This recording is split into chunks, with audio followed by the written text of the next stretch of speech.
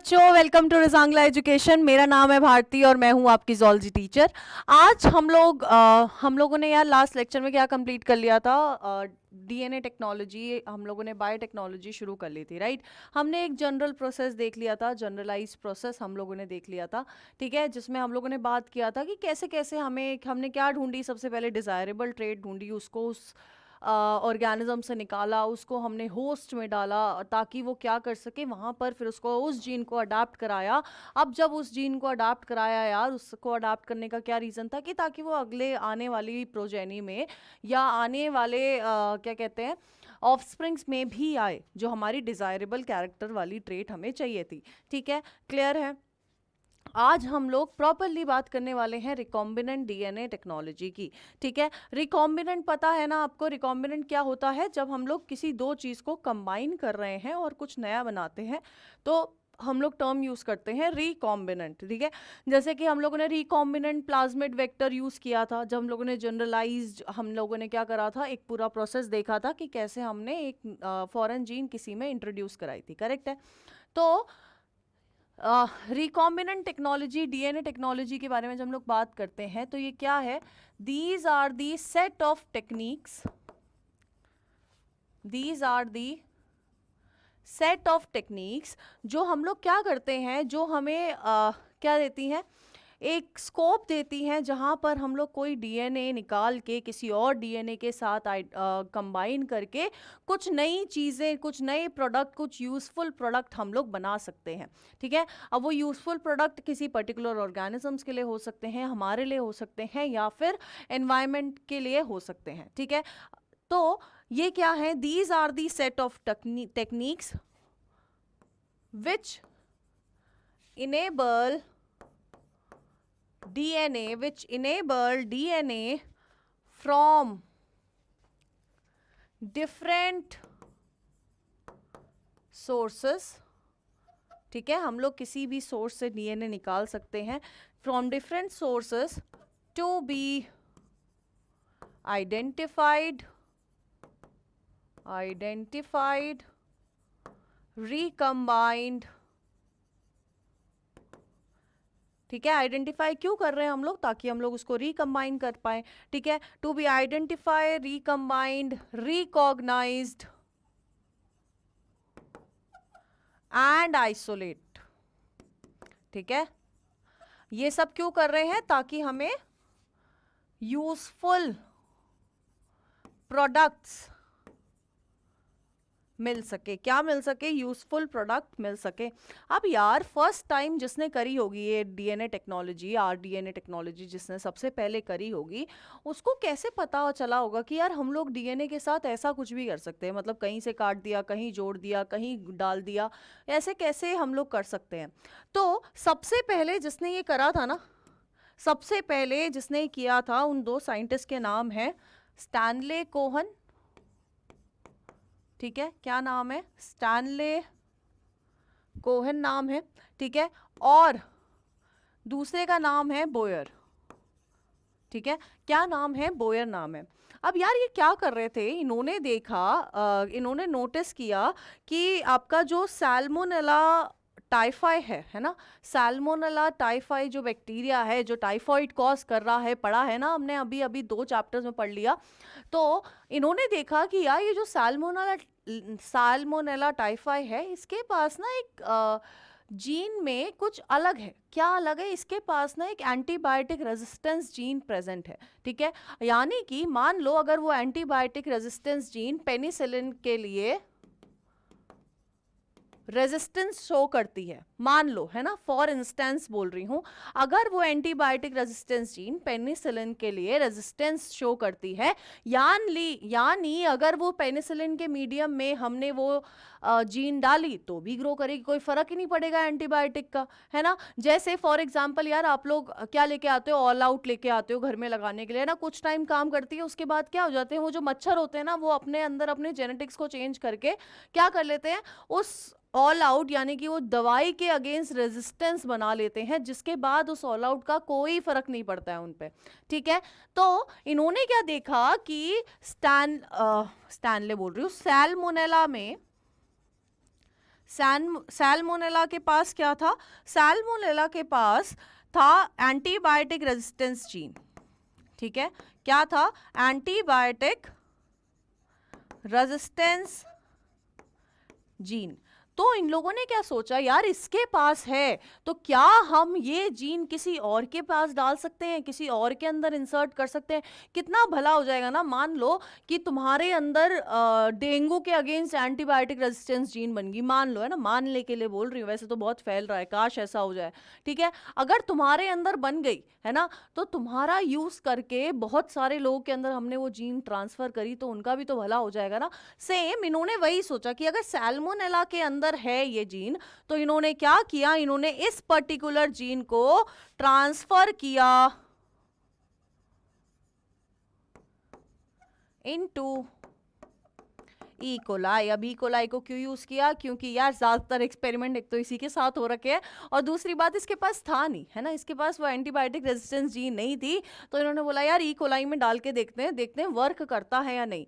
तो first time जो recombination हुई थी वो किसने करी थी? स्टैनले कोहेन और हर्बर्ट डब्ल्यू वॉयर ने करी थी। ठीक है, क्या पूरा नाम है? Herbert W वॉयर। ठीक है, क्लियर है?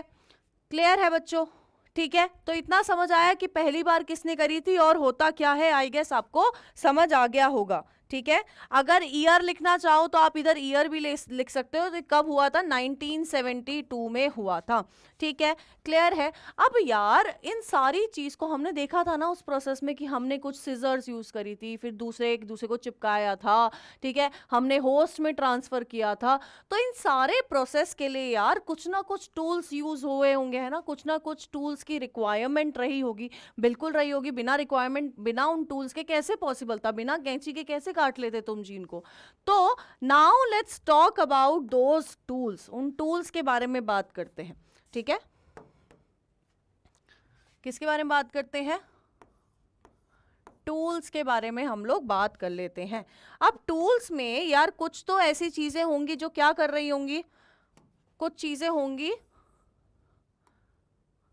जो काटने के काम आएंगी, कुछ चीजें होंगी जो जोड़ने के काम आएंगी। ठीक है, कुछ हमने वेक्टर पढ़े थे, वेक्टर जो ट्रांसफर के काम आ रहे हैं, उस वेक्टर को फिर होस्ट में डालना है, यानी कि ट्रांसफॉर्मेशन करनी है, उसके लिए कुछ चाहिए। तो हम लोग बेसिकली यहां पर पढ़ते हैं 3 तरह के टूल्स के बारे में। ठीक है, 3 तरह के टूल्स के बारे में। पहला है आपका एंजाइम्स,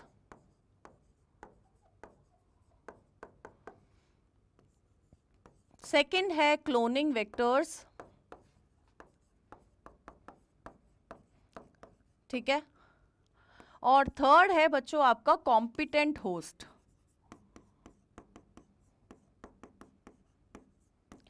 ठीक है, हम इन तीनों को बहुत ब्रीफली पढ़ने वाले हैं। ठीक है, आज के लेक्चर में और कल के लेक्चर में मिला के हम इन तीनों को खत्म कर देंगे, है ना। तो अब यार हो क्या रहा है, देखो एंजाइम्स क्या, एंजाइम्स थे जो काटने के और चिपकाने के काम आ रहा था। ठीक है, एंजाइम्स क्या थे? जो काटने के और चिपकाने के काम आ रहे थे, वो हो रहा था काम एंजाइम से। क्लोनिंग वेक्टर, वेक्टर यानी कि ट्रांसफर, यानी कि वो डिजायरेबल जीन लेके होस्ट के पास जाने तक का काम कौन कर रहा है यार? वो कर रहा है आपका क्लोनिंग वेक्टर। तो वो हो गए आपके क्लोनिंग वेक्टर।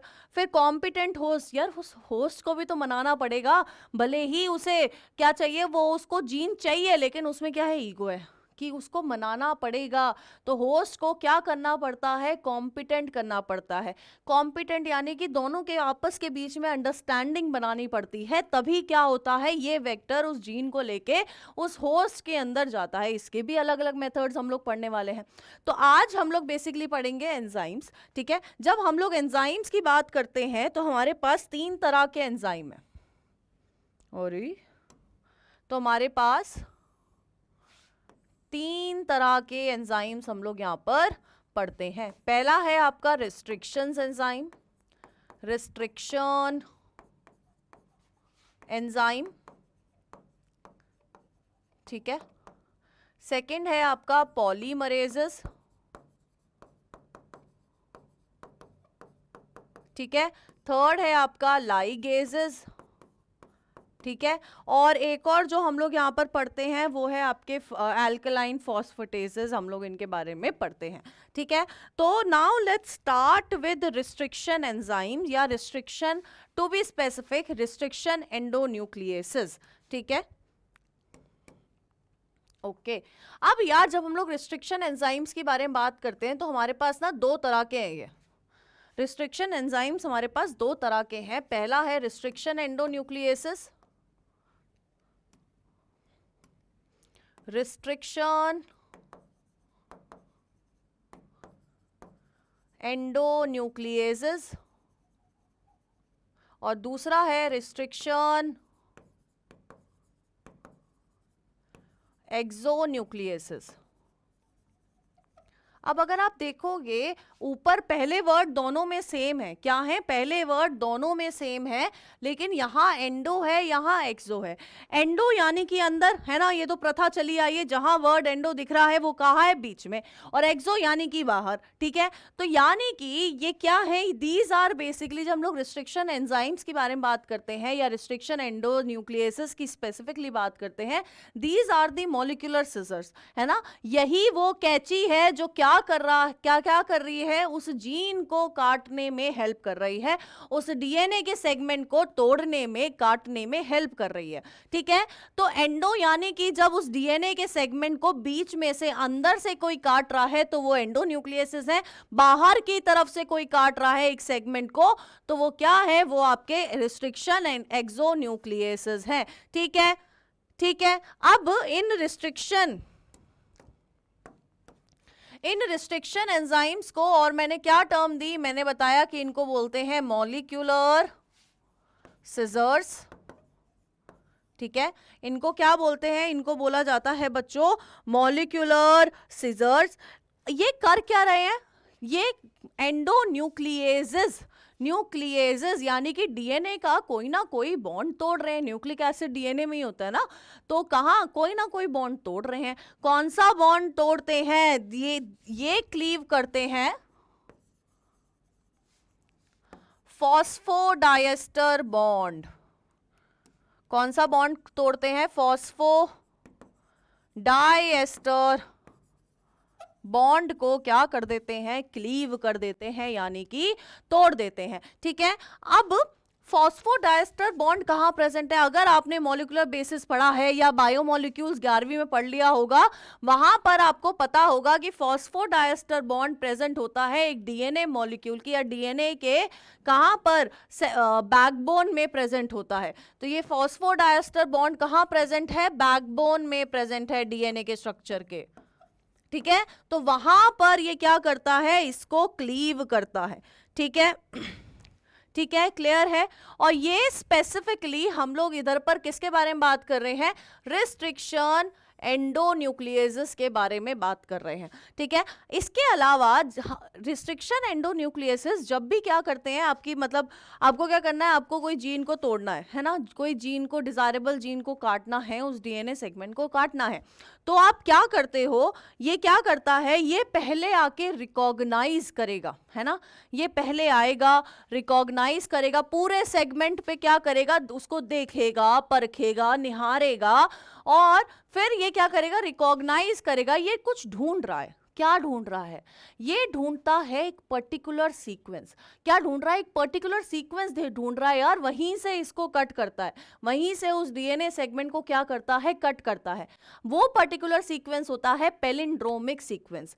क्या है, पैलिंड्रोमिक सीक्वेंस। पैलिंड्रोमिक सीक्वेंस क्या होता है, पैलिंड्रोमिक सीक्वेंस है, फॉर एग्जाम्पल मॉम यहां से पढ़ो, यहां से पढ़ो, सेम है ना, मॉम यहां से पढ़ो, यहां से पढ़ो, सेम। आपकी बुक का टिपिकल एग्जाम्पल मलयालम, यहां से पढ़ो, यहां से पढ़ो, आप सेम तरह से ही क्या करते हो, प्रोनाउंस करते हो, ठीक है। तो ये होते हैं पैलिंड्रोमिक सीक्वेंस। यानी कि रिस्ट्रिक्शन एंडोन्यूक्लियेसेस क्या करते हैं, एक स्पेसिफिक न्यूक्लियोटाइड सीक्वेंस ढूंढते हैं। वो न्यूक्लियोटाइड सीक्वेंस क्या होना चाहिए, पैलिंड्रोमिक होना चाहिए। फिर उसको क्या करते हैं, वो कट करते हैं, ठीक है, उसको क्या करते हैं, कट करते हैं, ठीक है, यानी कि अगर हम लोग रिस्ट्रिक्शन एंडोन्यूक्लियसिस के बारे में पढ़े, रिस्ट्रिक्शन एंडोन्यूक्लियसिस, एक मिनट, रिस्ट्रिक्शन एंडोन्यूक्लियसिस,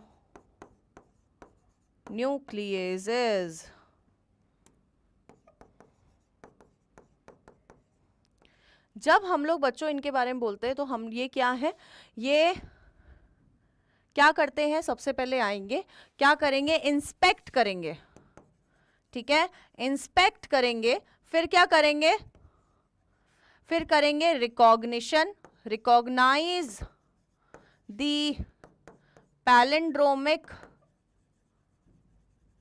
सीक्वेंस, ठीक है, ये सीक्वेंस क्या हो सकता है, 4 to 8 बेस पेयर्स का हो सकता है, कितने, 4 to 8 बेस पेयर का ये सीक्वेंस हो सकता है। फिर क्या करेंगे, रिकॉग्नाइज कर दिया, फिर इसको कट दी रिकॉग्नाइज्ड सीक्वेंस, फिर क्या करेंगे, रिकॉग्नाइज सीक्वेंस को कट कर देंगे, ठीक है, क्लियर है, क्लियर है बच्चों, ठीक है, यानी कि अगर हम लोग इसको डायग्रामेटिकली देखें, अगर हम इसको डायग्रामेटिकली देखें, ये क्या है, अगर ये एक डीएनए है, ठीक है, और ये भी एक डीएनए है, ठीक है, अगर इसको यहां से आउटसाइड से काटा जा रहा है तो ये किसका काम है, एक्सोन्यूक्लियस का काम है,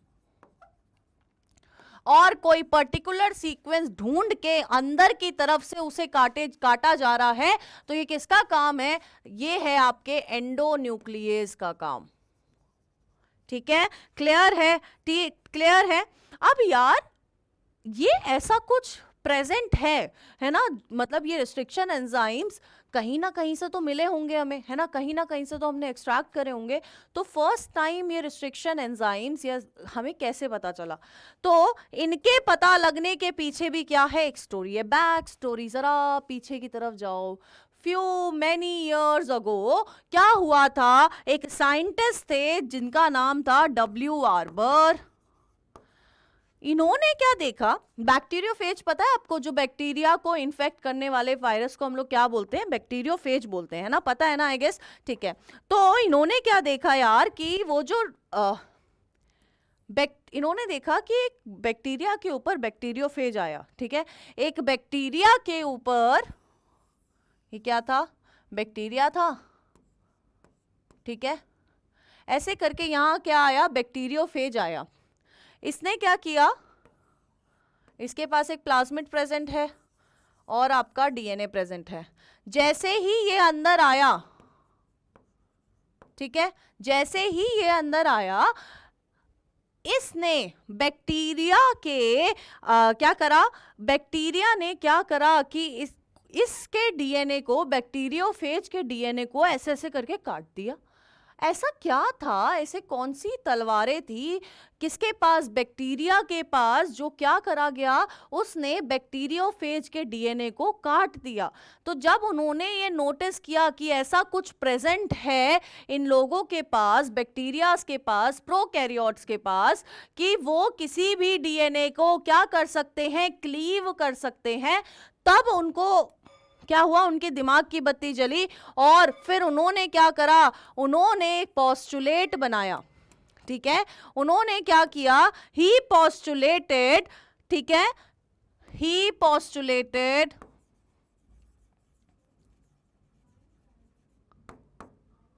प्रेजेंस ऑफ रिस्ट्रिक्शन एंजाइम। इन्होंने बताया कि यार ऐसा कुछ प्रेजेंट है जो क्या करता है, क्लीव कर देता है किसी भी डीएनए को, तो इन्होंने क्या बताया, he postulated presence of restriction enzyme. अब बैक्टीरिया ने ऐसा करा क्यों होगा, क्यों नहीं करेगा भाई, तुम्हारी बॉडी के अंदर कुछ पैथोजन आ जाता है तो तुम्हारी इतनी सारी एंटीबॉडी उसको मारने के चक्कर में लगी जाती है। ऐसे ही बैक्टीरिया के अंदर ये जो रिस्ट्रिक्शन एंजाइम, ये चीजें जो पैथोजन को मार रही थी, जो फॉरेन पार्टिकल को मार रही थी, वो क्यों मार रही थी, ताकि वो बैक्टीरिया अपने आप को क्या कर सके, प्रोटेक्ट कर सके, ठीक है, क्या कर सके, प्रोटेक्ट कर सके, ठीक है, क्लियर है, क्लियर है। अब एक चीज चौंका देने वाली एक चीज, एक मिनट, चौंका देने वाली एक चीज क्या है कि आज तक, है ना, अब तक 900 प्लस स्ट्रेन्स क्या हो चुके हैं, मिल चुके हैं, किसके, रिस्ट्रिक्शन एंजाइम के। ठीक है, कितने, हम लोगों को आज तक 900 plus strains has been extracted, अब तक एक्सट्रैक्ट कर चुके हैं, लेकिन आपको पता है सिर्फ 230 क्या है अभी तक यूज किए जा रहे हैं। ठीक है, कितने, 230 230 स्ट्रेन्स आर बीइंग यूज्ड। सोचो, अभी तो उनका काम ही नहीं पता चला है। ठीक है, अभी तो इन बाकी का काम भी नहीं पता चला है, बस एक्सट्रैक्ट करके निकाल रख लिए, है ना। जैसे मम्मी नहीं डब्बा इकट्ठा करके रख लेती, जाम का डिब्बा खत्म हुआ उसको रख लिया कि इसमें मसाले भरूंगी बाद में, भले ही अभी कुछ यूज नहीं हो रहा हो, लेकिन संभाल के रख लेंगी। तो इन अभी तक हमने क्या कर लिया है, एक्सट्रैक्ट करके रख लिया है। यूज में कितने हैं, 2-4 डब्बे यूज में, और यहाँ पर 230 ट्रेन्स क्या है, यूज में है। अब यार सबसे पहला, अब ये इसमें भी पहली बार डब्ल्यू आर्बन ने तो बता दिया कुछ ऐसा प्रेजेंट है, तुम्हें निकालना है, तुम निकाल लो। तो सबसे पहले 1970 में हैमिल्टन स्मिथ ने आइसोलेट किया था रिस्ट्रिक्शन एंजाइम। कब, इन 1970 हैमिल्टन स्मिथ, हैमिल्टन स्मिथ ने क्या करा था, आइसोलेट किया था रिस्ट्रिक्शन एंजाइम। कौन सा था पहला रिस्ट्रिक्शन एंजाइम, पहला था बच्चों हिंद 2। हिंद 2 किससे एक्सट्रैक्ट हुआ था, बैक्टीरिया ही होगा कोई, तो उस बैक्टीरिया का नाम है हीमोफिलस, हीमोफिलस इन्फ्लुएंजा। क्या कॉज कर रहा था, जल्दी बता दो, ये चैप्टर हो चुका है हमारा, ह्यूमन हेल्थ एंड डिजीज हो चुका है। बताओ क्या कॉज कर रहा था ये हीमोफिलस इन्फ्लुएंजा, बताओ बताओ जल्दी बताओ, कमेंट बॉक्स में लिख दिया करो यार। तो बच्चों जो हीमोफिलस कॉज करता है आपका न्यूमोनिया, इसके साथ साथ कौन, निमोनो, है ना, ये क्या करता है, निमोनिया कॉज करता है। ठीक है, और इस हीमोफिलस का कौन सा आरडी स्ट्रेन यूज हुआ था। ठीक है, तो सबसे पहले किसने किया, हैमिल्टन स्मिथ ने 1970 में, और किससे निकाला, हीमोफिलस इन्फ्लुएंजा से एक्सट्रैक्ट करा। अब यार एक चीज नोटिस करो, हिंद 2 इतना अजीब नाम क्यों, बताओ, इतना अजीब नाम क्यों। तो बच्चों इतना अजीब नाम, जैसे कि तुम्हारे नाम किसी और के लिए अजीब हो सकते हैं, इनके नाम तुम्हारे लिए अजीब हो सकते हैं। तो हुआ क्या, जब हम लोग इसके नॉमेनक्लेचर की बात करते हैं, नॉमेनक्लेचर, ठीक है, जब हम लोग इसके नॉमेनक्लेचर की बात करते हैं बच्चों, नॉमेनक्लेचर यानी कि कुछ रूल्स जिसके हिसाब से हम क्या रखते हैं, नाम रखते हैं किसी भी चीज का। ठीक है, तो फॉर एग्जाम्पल हम लोग ले लेते हैं इको R1, क्या ले लेते हैं, इको R1। ठीक है, तो ई रिप्रेजेंट इश्केरिया, ये किससे एक्सट्रैक्ट हुआ है, ये एक्सट्रैक्ट करा है हमने इश्केरिया कोलाई से। ठीक है, किससे एक्सट्रैक्ट करा है, इश्केरिया कोलाई से। एक बार स्पेलिंग देख लेना यार। ठीक है, तो ये ई रिप्रेजेंट करता है इश्केरिया को, सी ओ रिप्रेजेंट कर रहा है कोलाई को, आर रिप्रेजेंट कर रहा है स्ट्रेन को, बैक्टीरिया की स्ट्रेन को, और ये क्या है, ऑर्डर है जिस ऑर्डर में ये एक्सट्रैक्ट हुआ है। ठीक है, इको R1 क्या है, R1 क्या है, ऑर्डर है जिसमें क्या हुआ है, एक्सट्रैक्शन हुई है इस एंजाइम की।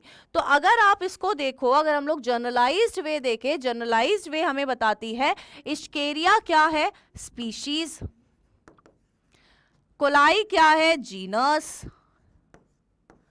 ये तो स्ट्रेन है और ये ऑर्डर, यानी कि जो पहला लेटर होगा, पहला letter in the nomenclature of enzyme किसका होगा? स्पीशीज का होगा। पहला लेटर किसका होगा? स्पीशीज का होगा, ठीक है। और दूसरा लेटर किसका होगा आपके, अच्छा उल्टा लिख दिया यार, एक मिनट,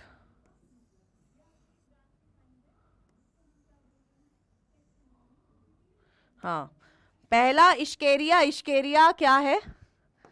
जीनस है, और ये क्या है? स्पीशीज है, ठीक है।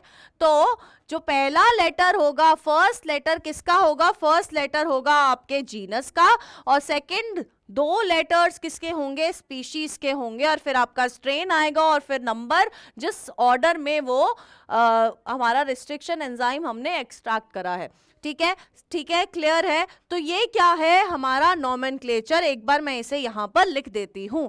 नॉमेनक्लेचर में जो फर्स्ट लेटर होगा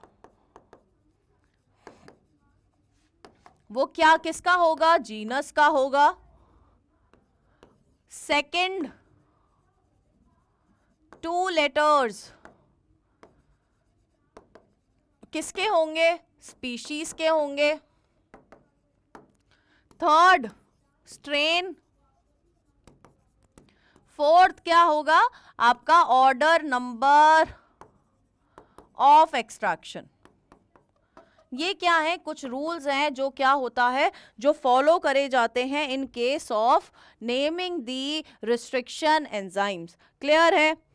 क्लियर है, ठीक है। अब यार इन हर स्ट्रेन की ना अपनी खुद की क्या है, हर स्ट्रेन एक पर्टिकुलर सीक्वेंस को क्या करता है? रिकॉग्नाइज करता है। हर स्ट्रेन एक पर्टिकुलर सीक्वेंस को रिकॉग्नाइज करता है। फॉर एग्जाम्पल जो हमने अभी लिखा, हमने किसके बारे में पढ़ा? हमने पढ़ा था यार इको R1, इको R1 को हमने देखा, तो ये रिकॉग्नाइज करता है एक सीक्वेंस को, जिसका जो सीक्वेंस क्या है?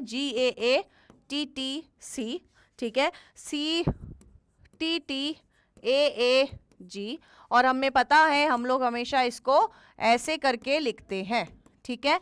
तो अगर आप देखो इसको यहां से देखोगे तो GAATTC पढ़ रहे हो, यहां से देखोगे तो भी GAATTC पढ़ रहे हो, तो पैलिंड्रोमिक सीक्वेंस भी है, ठीक है। तो इस सीक्वेंस को जब भी इको R1 रिकॉग्निशन साइट ढूंढेगा तो उसकी रिकॉग्निशन साइट कौन सी है? ये हमने दूसरी चीज क्या बोली थी? 4 to 8 बेस पेयर का होना चाहिए। कितने बेस पेयर है? 6 बेस पेयर है, ठीक है।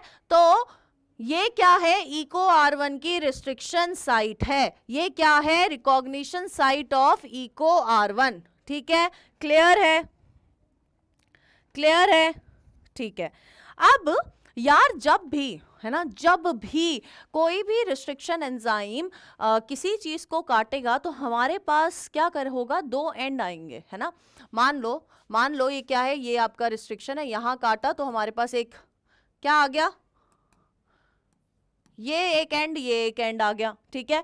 तो इन एंड के बेसिस पे हमने क्या करा है? इन एंड के बेसिस पे हमने रिस्ट्रिक्शन एंजाइम को दो कैटेगरीज में, रिस्ट्रिक्शन एंडोन्यूक्लियेसेस को दो कैटेगरीज में डिवाइड करा है। किसके बेसिस पे डिवाइड करा है? कट्स के बेसिस पे डिवाइड करा है, ठीक है। तो जो पहला टाइप है वो है बच्चों ब्लंट एंड्स, और दूसरा जो टाइप है बच्चों दैट इज स्टिकी एंड्स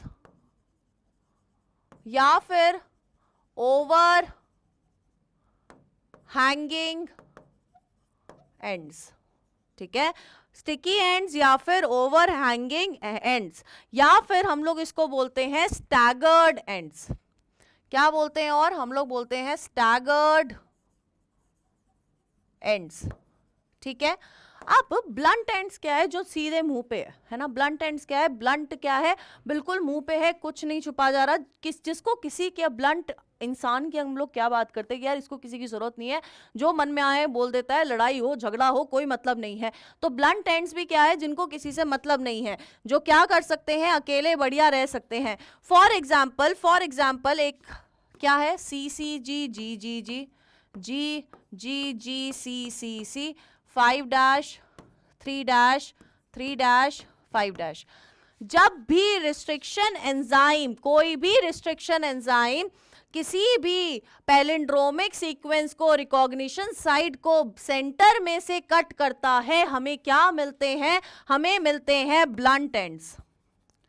अब यार ब्लंट एंड्स देखो कैसे, अभी ये किस में डिवाइड हो गए हैं, हमारे पास क्या है, सी सी सी जी जी जी जी जी जी सी सी सी, ठीक है। हमारे पास ये दो सीक्वेंस हमें अलग अलग मिल गए, हमने काट दिया, ये दोनों को अलग अलग कर दिया।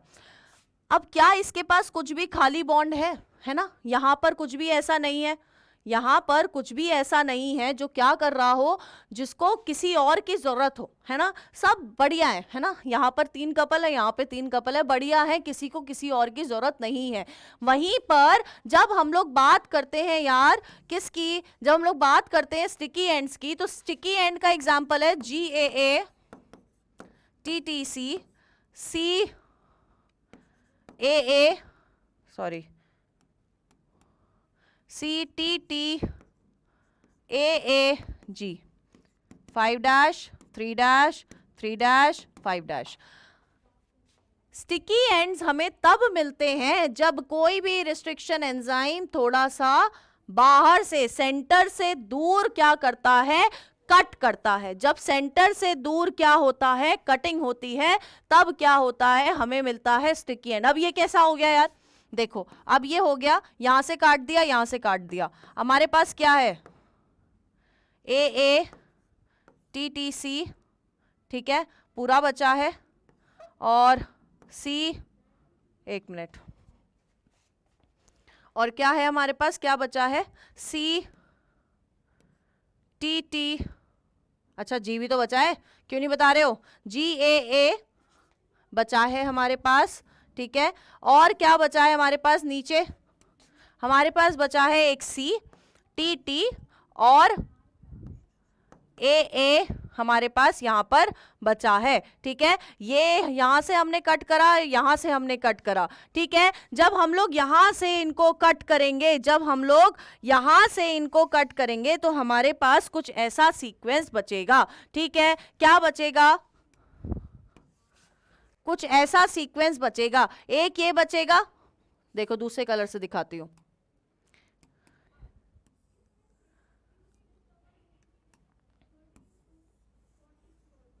एक ये वाला होगा, और ये चारों क्या कर दिए, और ये बाकी के हमने क्या कर दिए, अलग कर दिए, ठीक है।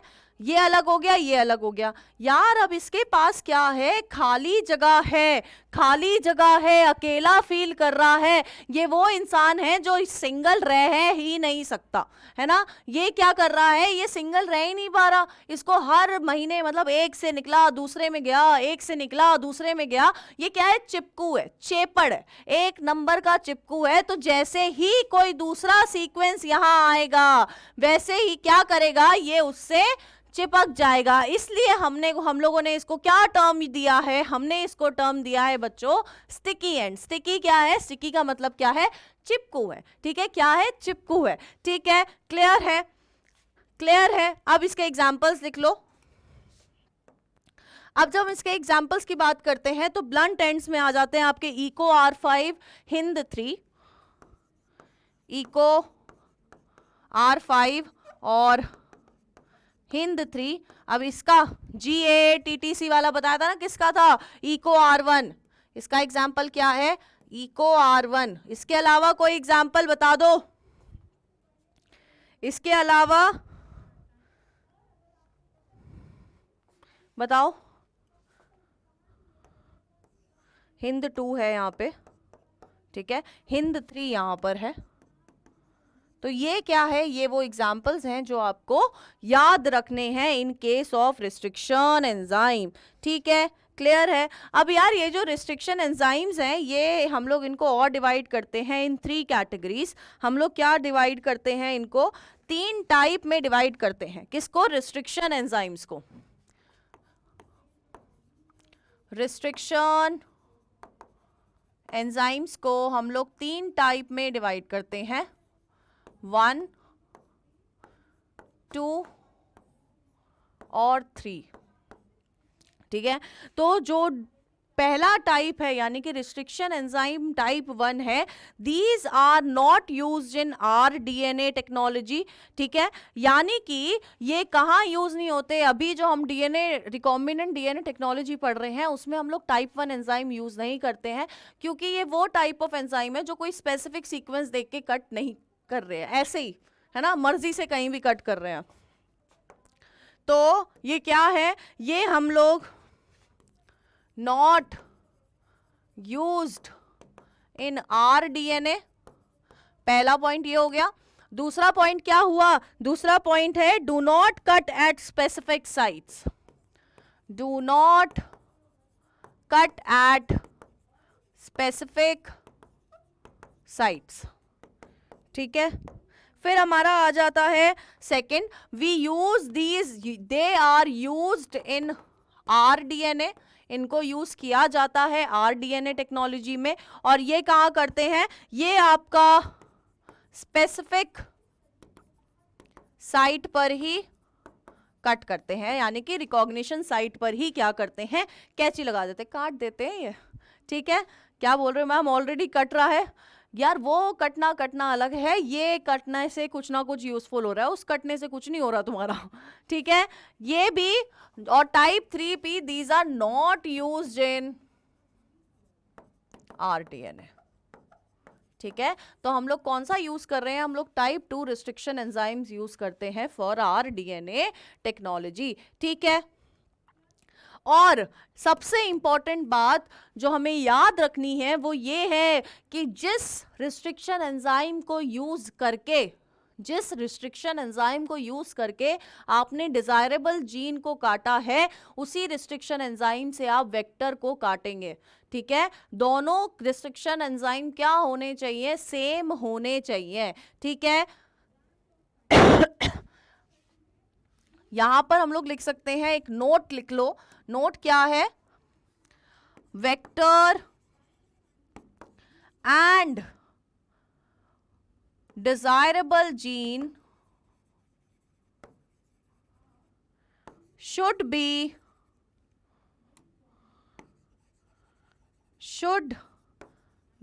cut using same restriction enzyme so that they have complementary ends, ताकि क्या हो, हमारे पास क्या हो, कॉम्प्लीमेंट्री एंड्स प्रेजेंट हो, ठीक है। क्लियर है, ठीक है। अब एक एंजाइम हमने कर लिया restriction enzyme, now second type of enzyme जो हमें करना है दैट इज लाइगेज।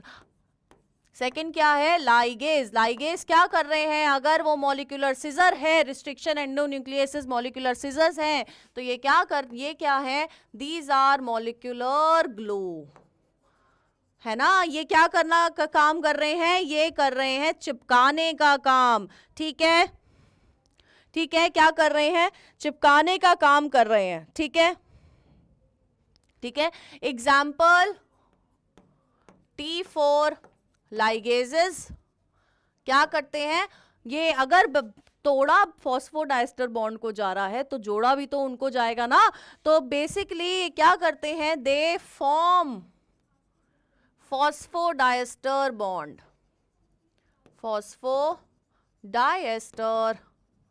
बॉन्ड, ठीक है। ये हो गया आपका second type of enzyme. Now third type of enzyme की हम लोग बात करते हैं, these are alkaline phosphatase, alkaline phosphatase. अब फॉस्फेटेज यानी कि ये क्या कर रहे हैं, दे रिमूव फॉस्फेट ग्रुप, ठीक है।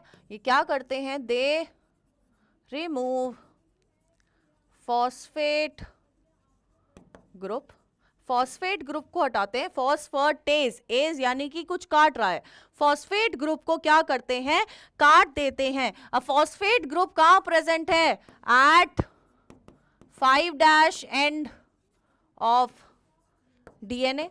अब यार इतना इतना बुरा क्यों कर रहे हैं हम लोग फॉस्फेट के साथ, बताओ, इतना बुरा करने की क्या जरूरत है? क्योंकि अगर हमने फॉस्फेट ग्रुप नहीं हटाया तो ये डीएनए आपस में लाइगेट हो जाएगा, आपस में जुड़ जाएगा, क्योंकि कॉम्प्लीमेंट्री सीक्वेंस है। कॉम्प्लीमेंट्री सीक्वेंस मिले और आपस में लाइगेट हो गए, फिर तो दोबारा काटना पड़ेगा, फिर मेहनत लगेगी। इतनी मेहनत कौन करता है ना, कोई नहीं कर रहा। तुम कर लो, पर नीट का पेपर है, बोर्ड्स भी हैं, ठीक है, तुम कर लो पर, ठीक है। ये क्या करता है? टू प्रिवेंट सेल्फ लाइगेशन, ताकि सेल्फ लाइगेट ना हो उसको प्रिवेंट करने के लिए ये यूज किया जाता है, ठीक है। अब हमने क्या कर लिया है, अब हमने काट लिया, अब हमने उसको वेक्टर में जोड़ लिया। हमारा दूसरा काम क्या होगा? दूसरा काम है अब हम उन रिकॉम्बिनेंट प्लाज्मिड्स को हमें कहाँ डालना है? होस्ट के अंदर डालना है, ठीक है। तो उस बस को भी समझना होगा। समझते हो ना, कहीं जाने के लिए टिकट बुक करते हो तो आप लोग क्या देखते हो कि बस में आप आराम से कंफर्टेबल हो गए या नहीं, पानी की बोतल मिलेगी या नहीं, चार्जर है या नहीं, है ना, चार्जिंग पॉइंट, चार्जर तो नहीं, चार्जिंग पॉइंट है या नहीं, क्या क्या फैसिलिटीज़ है, वाईफाई है या नहीं, ये सारी चीज़ें आप देखते हो। ऐसे ही यहाँ पर अब हम लोग पढ़ने से पहले, अपने उसको डालने से पहले, प्लाज्मिड में एंटर कराने से पहले हम लोग क्या देखेंगे? उस प्लाज्मिड के बारे में पढ़ेंगे, उन क्लोनिंग वेक्टर्स के बारे में हम लोग नेक्स्ट क्लास में पढ़ने वाले हैं। प्लस हम लोग कर लेंगे क्या, टेक्निक जिससे हम लोग ट्रांसफॉर्मेशन कर लेते हैं, ठीक है बच्चों। तो इस क्लास में इतना ही। आई होप आपको ये लेक्चर समझ आया हो, और मिलते हैं अगली क्लास में। तब तक ये रिवाइज कर लो, ज़रूरी है, ठीक है। बाय बच्चों।